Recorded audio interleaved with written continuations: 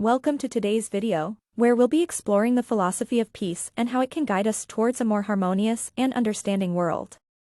Peace is often thought of as the absence of conflict, but it goes much deeper than that. It is a state of harmony, balance, and understanding that transcends the mere absence of violence. Philosophers throughout history have grappled with the concept of peace, seeking to understand its nature and how it can be achieved. One of the earliest philosophers to discuss peace was the ancient Greek philosopher, Plato.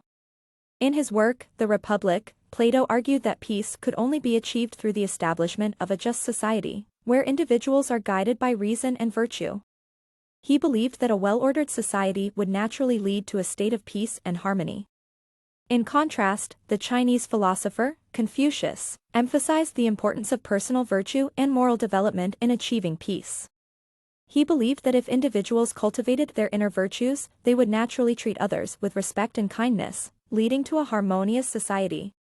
The concept of peace also plays a central role in many religious traditions. In Buddhism, for example, peace is achieved through the practice of mindfulness and the cultivation of compassion. By developing an awareness of the interconnectedness of all beings, Buddhists seek to overcome the ignorance and selfishness that lead to suffering and conflict. In the modern era, the philosophy of peace has evolved to encompass not only interpersonal relationships but also global issues such as war, poverty, and environmental degradation. Many contemporary philosophers argue that true peace can only be achieved through a holistic approach that addresses the root causes of conflict and promotes social justice, economic equality, and environmental sustainability. One such philosopher is Johann Galtung, who developed the concept of a positive peace. According to Galtung, negative peace is the absence of direct violence, while positive peace is the presence of social justice, equality, and harmony. He argues that to achieve lasting peace, we must address the underlying structures and attitudes that perpetuate violence and inequality.